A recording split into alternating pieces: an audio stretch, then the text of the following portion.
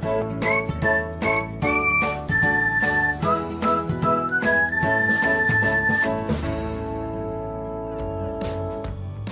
everyone, welcome back to another episode of Technologyglance.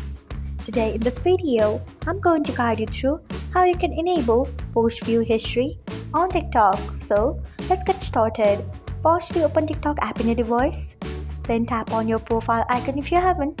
Next, tap on three lines icon. After that, tap on settings and privacy. Next, tap on privacy. Then scroll until you find post views. Next, tap on it.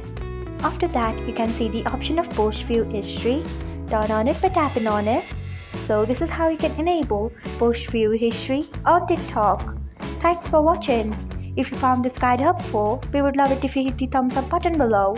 We upload great new tech tutorials like this one every day. So do not forget to subscribe to our channel and hit the bell icon so that you will never miss another update.